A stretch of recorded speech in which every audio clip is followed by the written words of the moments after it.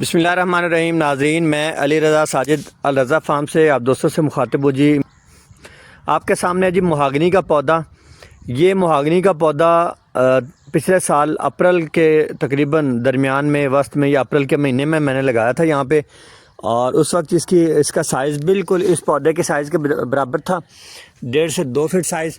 और इस वक्त माशाल्लाह बेहतरीन मोटी डंडी बन चुका है और अच्छी सेहत का पौधा है। सर्दियों ने इसको इतना मुतासर किया कि इसके जो ऊपर वाला शूट है, तकरीबन 1.5 फीट शूट जो है ना, वो यहाँ से ऊपर वो मुतासर हो गया। फिर ये साइड में काफ़ी ज़्यादा शाखें निकली। ये देखें, यहाँ से यहाँ शाखें, यहाँ पे इस तरह काफ़ी सारी, और फिर मैंने आधी से कम शाखें छोड़ दी हैं। अब जो फार्मर जंगलात लगाते हैं उनके लिए ये टिप्स हैं। ये देखिए, अब मैंने आधी से कम शाखें छोड़ दी हैं। इसमें से भी मैं चंद एक मज़ीद जो है ना वो तोड़ दूंगा, और फिर आहिस्ता आहिस्ता मैं ये सारी शाखें तोड़ दूंगा। ये समझ लें कि अपने आपके जो स्टेम है, इस स्टेम को फूड देने के लिए ये हैं, स्टेम की ताकत बढ़ाने के लिए ये वाली मैंने छोड़ी हुई हैं, ताकि ये स्टेम जो है ना वो मज़बूत रहे। और सारी मैंने इसलिए नहीं छोड़ी कि वो बहुत ज़्यादा हो जाती हैं, फिर जो ऊपर वाला हमारा तना है वो कमज़ोर रह जाएगा। ये तना जो है ना ऊपर जो हमारा मेन स्टेम बनना है वो कमज़ोर रह जाएगा। तो अब ये अल्हम्दुलिल्लाह मेन स्टेम जो हमारा बहुत ज़्यादा बेहतरीन कंडीशन में है। उस वक्त तो ये बिल्कुल छोटे छोटे थे शूट्स, तो इसके बिल्कुल सामने इस तरफ भी एक शूट था यहाँ पे, तो वो मैंने उतार दिया। तो मेरा मकसद आपको दिखाना समझाना है कि हम इस तरह के जो पौधे हमारे हैं, जिस तरह अभी इस सागवान पर भी इस तरह का अटैक हुआ है सर्दी का, और दूसरे बहुत सारे पौधों पर अटैक हुआ है। मैं आपको सामने ही एक पौधा बारबडूस चेरी का खड़ा हुआ दिखा रहा हूँ। इसके ऊपर भी देखें, ये एक शाख बची है, बाकी सारी शाखें जो है ना इस तरह सूख गई हैं। तो मौसमी असरात जो हैं वो बहुत ज़्यादा असरअंदाज होते हैं पौधों पर, जानवरों पर और इंसानों पर भी।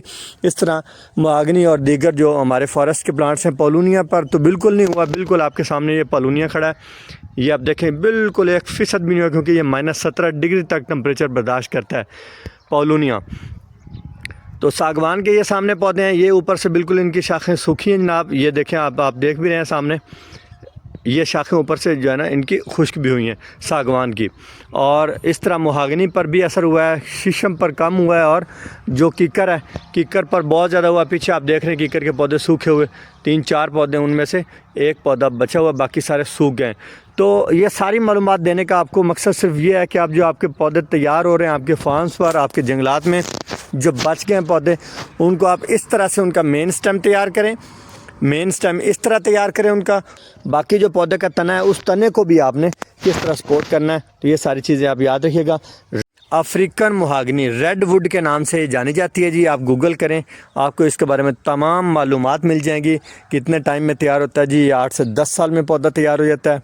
और इस वक्त पाकिस्तान में महागनी की जो लकड़ी है उसके रेट्स हैं 8,000 से 8,500 रुपये, मतलब 8500 रुपये पर क्यूबिक फीट तक। तो अफ्रीकन महागनी के पौधे आपको चाहिए, सागवान के चाहिए, पॉलूनिया के चाहिए, और दीगर बागात के लिए अल रज़ा फार्म से आप रुजू कर सकते हैं जी। अल रज़ा फार्म का बगीचा देखें, यहाँ पे हमारी तमाम वैरायटीज़ लगी हुई हैं, जिनकी मैं अलग अलग वीडियोज़ अपलोड कर चुका हूँ अपनी आईडी पर भी, अपने चैनल अल रज़ा फार्म्स पर भी। हमारी फसलात की, जंगलात की और बागात की वीडियोज़ आप देख सकते हैं। ये महागनी का पौधा जी, इसके व्यूज़ हैं, ये आप देखें। इस साइज़ के पौधे हम आपको प्रोवाइड करेंगे जी।